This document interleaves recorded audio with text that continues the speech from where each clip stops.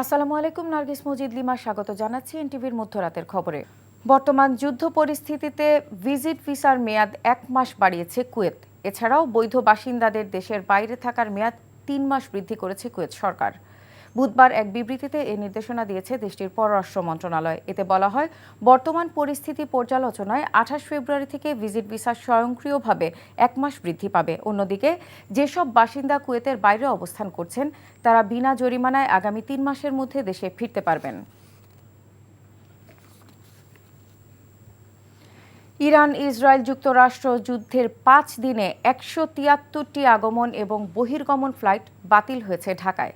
প্রবাসী বাংলাদেশিদের মধ্যপ্রাচ্যগামী 6টি রুটে বেশিরভাগ ফ্লাইট আগামীকাল পর্যন্ত স্থগিত করেছে। বুধবার মধ্যপ্রাচ্যগামী 25টি ফ্লাইট বাতিল হয়েছে। Qatar, Kuwait, Air Arabia, Jazeera, Emirates ও ইউএস বাংলা এসব ফ্লাইট বাতিল করে। এদিকে দুবাই ও আবুধাবিগামী 2টি ফ্লাইটের কয়েকজন যাত্রী বলেন তাদের রিক্রুটিং এজেন্সি সন্ধ্যায় ফ্লাইটের বিষয়ে জানায়, কিন্তু এয়ারপোর্টে এসে তারা জানতে পারে ফ্লাইট 2 ঘন্টা দেরিতে ছাড়বে বা বাতিলও হতে পারে। 1 মার্চ 40টি, 2 মার্চ 46টি, 3 মার্চ 38টি এবং 28 ফেব্রুয়ারি 23টি ফ্লাইট বাতিল হয়েছে। তবে সংযুক্ত আরব আমিরাত প্রবাসী শ্রমিকদের ভিসা ও যোগদানের মেয়াদ 1 মাস বাড়িয়েছে বলে জানা গেছে।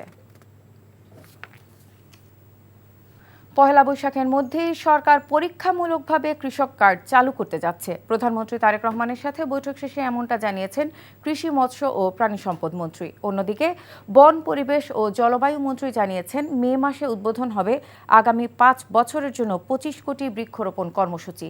হাসান মাহমুদের রিপোর্ট।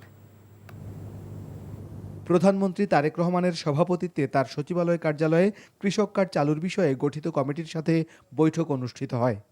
বৈঠকে প্রান্তিক কৃষকদের কৃষি উৎপাদন, উপকরণ এবং সার, বীজ, কীটনাশকের মতো পণ্যসহ কৃষি বিষয়ক সকল সুবিধা দিতে দ্রুত কৃষক কার্ড চালুর বিষয়ে আলোচনা হয়। প্রাথমিকভাবে 9টি উপজেলায় পরীক্ষামূলক কৃষক কার্ড চালু হচ্ছে এপ্রিলের মধ্যভাগে। আমরা আশা করছি যে ইনশাআল্লাহ পয়লা বৈশাখের মধ্যে আমরা শুরু করতে পারবো। এটা কি আপনারা সারা দেশে করবেন না কোনো পাইলট বেসিসে করবেন? পাইলট যাবে এখন 8টা 9টা উপজেলার মধ্যে যাবে, 9টা উপজেলা, 9টা ইউনিয়নের 9টা ডিভিশন, ওইভাবে আর কৃষক যারা প্রান্তিক কৃষক আছে, একেবারে প্রান্তিক কৃষক, তাদেরকে কিছু বেনিফিট দেবো। এর আগে প্রধানমন্ত্রী তারেক রহমানের সভাপতিত্বে তার সচিবালয় কার্যালয়ে অনুষ্ঠিত হয় বৃক্ষরোপণ সংক্রান্ত সভা এবং সেলের কার্যক্রমের অগ্রগতি পর্যালোচনা বৈঠক। বন, পরিবেশ ও জলবায়ু মন্ত্রী জানান মে মাসেই শুরু হচ্ছে বৃক্ষরোপণ কর্মসূচি। প্রতি বছর 5 কোটি বৃক্ষরোপণ করব। সেটার পূর্ণ পরিকল্পনা কিভাবে করা যাবে, কারণ মে মাস থেকে আমাদের এই বৃক্ষরোপণ শুরু। তো আমরা চাচ্ছি যে এবছরেই আমরা যেন 5 কোটি পূরণ করতে পারি। যদি আপনি 100টা গাছ লাগান তাহলে 30টা গাছ কিন্তু নষ্ট হবে বিভিন্ন কারণে। তো নেক্সট ইয়ারে সেটাকে আমরা নতুন করে করার জন্য ওই 30টা যেন রিপ্লেসমেন্ট আমরা করি।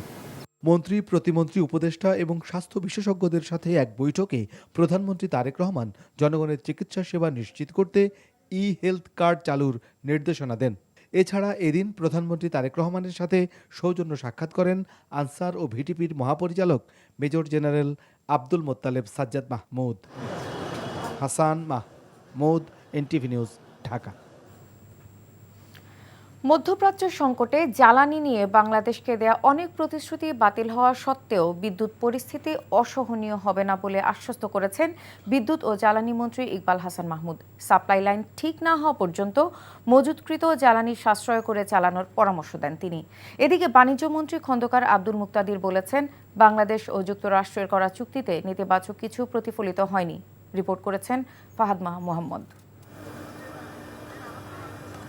মধ্যপ্রাচ্য সংকটের মধ্যে বাংলাদেশ সফরে এসেছেন দক্ষিণ ও মধ্য এশিয়া বিষয়ক যুক্তরাষ্ট্রের সহকারী পররাষ্ট্রমন্ত্রী পল কাপুর।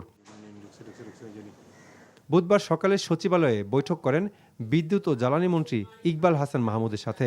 বৈঠক শেষে মন্ত্রী সাংবাদিকদের জানান, জ্বালানি সংকট থেকে উত্তরণে তা ব্যবহারে সাশ্রয় হবার কোনো বিকল্প নেই। পাশাপাশি মজুদ থাকা ডিজেল পাচার বন্ধে সীমান্তের নজরদারি বাড়ানো হয়েছে বলে জানান মন্ত্রী।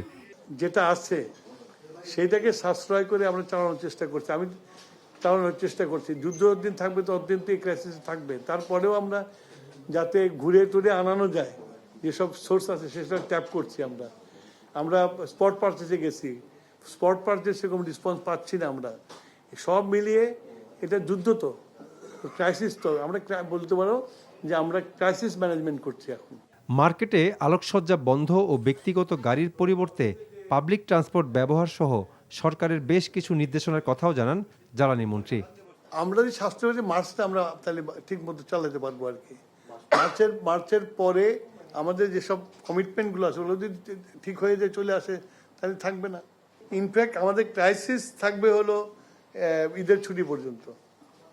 ঈদের ছুটি পর্যন্ত যেটা আছে এটা যদি ম্যানেজ দিতে পারি আমরা ঠিক মতো সাশ্রয় করে, তাহলে তো ছুটির পরে সব বন্ধ হয়ে যাবে, আমার ডিমান্ড কমে যাবে। এর আগে পল কাপুর বৈঠক করেন বাণিজ্যমন্ত্রী খন্দকার আব্দুল মুক্তাদিরের সাথে। বৈঠক শেষে বাণিজ্যমন্ত্রী ব্রিফিংয়ে জানান, বাংলাদেশ ও যুক্তরাষ্ট্রের করা চুক্তিতে ইতিবাচক দিক রয়েছে, জানিয়ে দুদেশের ব্যবসা বাণিজ্য আরও এগিয়ে নিতে সম্মত হয়েছে। মার্কিন যুক্তরাষ্ট্র এবং বাংলাদেশ দুই সরকারের মধ্যে চুক্তি হয়েছে, এটা তো রাষ্ট্রীয় চুক্তি। আমাদের কাছে এখন পর্যন্ত সেরকম কিছু প্রতীয়মান হয় নাই। কোনো চুক্তি এন্ড অফ লাইফ না, জীবনের সর্বশেষ কিছু না। প্রত্যেকটা চুক্তিতে সেলফ কেয়ারিং এর জন্য তার নিজস্ব কিছু ধারা থাকে, এবং সেখানে তো এরকম যদি কোনোদিন আমাদের কাছে কিছু প্রতীয়মান হয় যে এই ধারাটার সংযোজন, বিয়োজন, পরিবর্তন দরকার, সেখানে ফার্দার নেগোসিয়েশনের স্কোপ তো সবসময় রয়েছে। এজন্য আমার অনুরোধ হচ্ছে, এটা নিয়ে এত উদ্বিগ্ন হবেন না দয়া করে। কিছু নন ট্যারিফ প্রতিবন্ধকতা দূর হলে বাংলাদেশে বিনিয়োগ করবে যুক্তরাষ্ট্র বলেও জানান বাণিজ্যমন্ত্রী। Fahad Mohammad, NTV news, Dhaka. চাঁদাবাজ ও সন্ত্রাসীদের তালিকা করা হচ্ছে বলে জানিয়েছেন স্বরাষ্ট্রমন্ত্রী সালাউদ্দিন আহমদ। ডিএমপি সদর দপ্তরে সাংবাদিকদের তিনি একথা জানান। দায়িত্ব নেওয়ার পর প্রথমবারের মতো ডিএমপি কার্যালয় পরিদর্শনে আসেন স্বরাষ্ট্রমন্ত্রী। ডিএমপি সদর দপ্তরে পৌঁছালে মন্ত্রীকে ডিএমপির পক্ষ থেকে সশস্ত্র সালাম জানানো হয়। পরে তিনি ডিএমপির ঊর্ধ্বতন কর্মকর্তাদের সাথে বৈঠক করেন। সারা দেশে আইনশৃঙ্খলা পরিস্থিতি নিয়ন্ত্রণে রাখতে সংশ্লিষ্টরা কাজ করছে বলে জানান তিনি। আওয়ামী ফ্যাসিবাদী আমলের মতো পুলিশিং আর হবে না বলেও জানান মন্ত্রী। বলেন, পুলিশের পোশাকের বিষয়ে আলোচনা করে সিদ্ধান্ত নেওয়া হবে।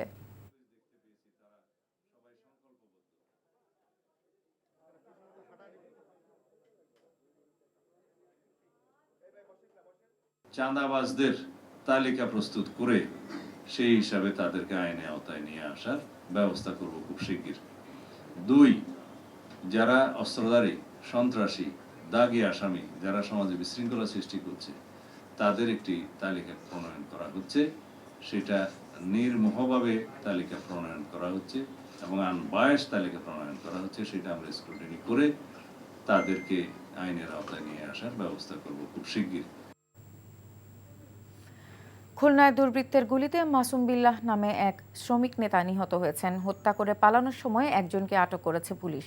বুধবার রাতে খুলনার ডাক বাংলো মোড়ে এ ঘটনা ঘটে। নিহত মাসুম বিল্লাহ রূপসা উপজেলার বাগমারা গ্রামের বাসিন্দা ছিলেন। তিনি রূপসা মোটর শ্রমিক ইউনিয়নের সাবেক সভাপতি এবং উপজেলা শ্রমিক দলের আহ্বায়ক ছিলেন। দুর্বৃত্তরা গুলি করার পরপরই স্থানীয়রা তাকে উদ্ধার করে খুলনা মেডিকেল কলেজ হাসপাতালে নিয়ে যায়। পরে কর্তব্যরত চিকিৎসক মাসুমকে মৃত ঘোষণা করেন।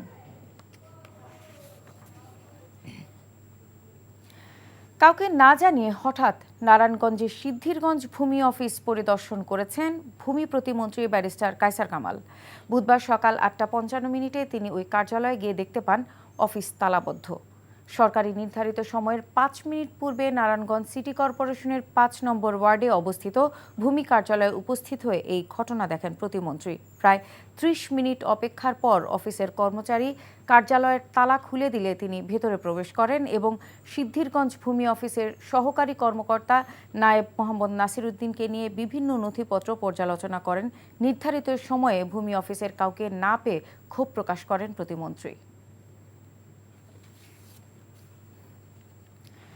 চিকিৎসকদের সুযোগ সুবিধা নিশ্চিতের পাশাপাশি জনগণের দ্বারগোড়ায় দ্রুত চিকিৎসা সেবা পৌঁছে দিতে সরকার কাজ করছে বলে জানিয়েছেন স্বাস্থ্যমন্ত্রী সরদার মোহাম্মদ সাখাওয়াত হোসেন।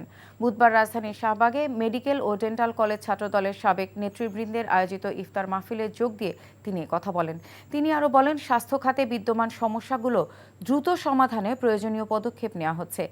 একই অনুষ্ঠানে সমাজ কল্যাণ, মহিলা ও শিশু বিষয়ক মন্ত্রী অধ্যাপক ডাক্তার AZM জাহিদ হোসেন বলেন, স্বাস্থ্যসেবাকে আরও গ্রহণযোগ্য ও যুবোপযোগী করতে সরকারের প্রচেষ্টা অব্যাহত রয়েছে। আগামীর বাংলাদেশ নির্মাণে নির্যাতিত ও ক্ষতিগ্রস্তদের পাশে থাকার আহ্বান জানান তিনি।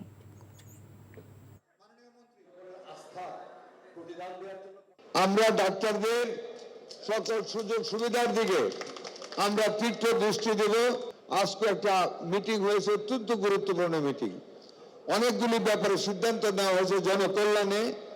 পাবলিকের ডোর স্টেপে কিভাবে সেবা পৌঁছে দেওয়া যায়, কিভাবে আরো বেটার সার্ভিস দেওয়া যায়, আরো ডাক্তার নিয়োগ করা যায়।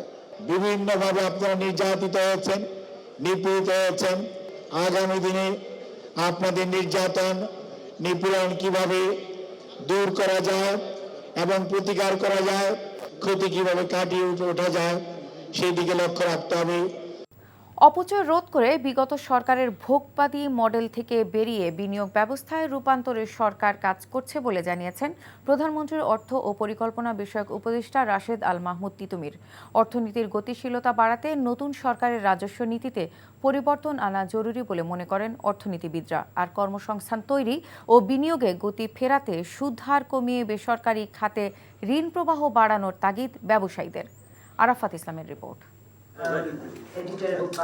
রাজধানীর ব্র্যাক সেন্টারে centre for policy dialogue CPD অর্থনৈতিক উন্নয়নে নতুন সরকারের স্বল্প থেকে মধ্যমেয়াদী অগ্রাধিকার বিষয় নিয়ে গোলটেবিল বৈঠকের আয়োজন করে।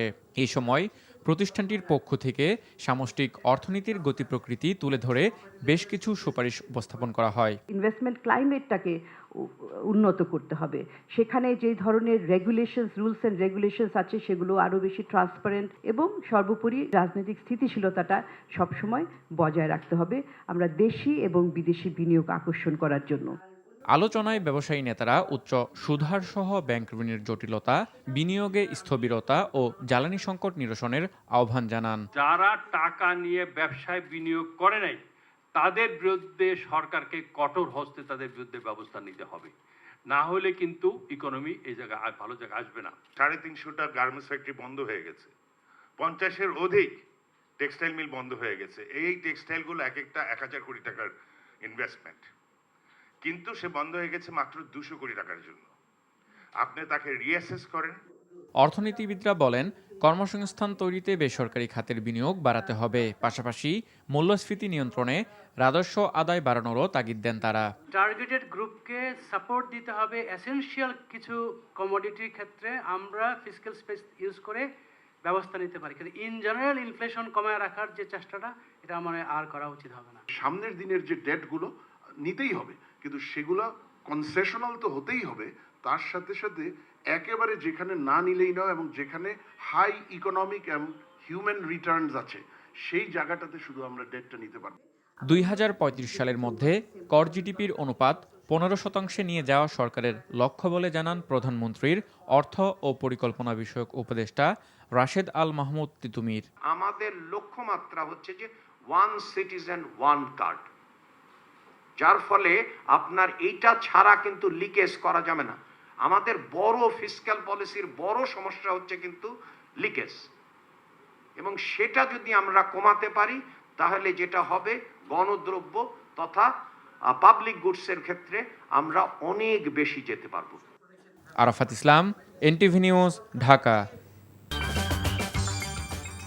এই ছিল মধ্যরাতের খবরে। এই খবরের ভিডিও সহ আপডেট জানতে ভিজিট করুন এনটিভি অনলাইন www.ntvbd.com। এছাড়াও এনটিভির জনপ্রিয় সব অনুষ্ঠান ও খবরের আপডেট জানতে ভিজিট করুন আমাদের ইউটিউব ও ভেরিফাইড ফেসবুক পেজে। ধন্যবাদ সবাইকে।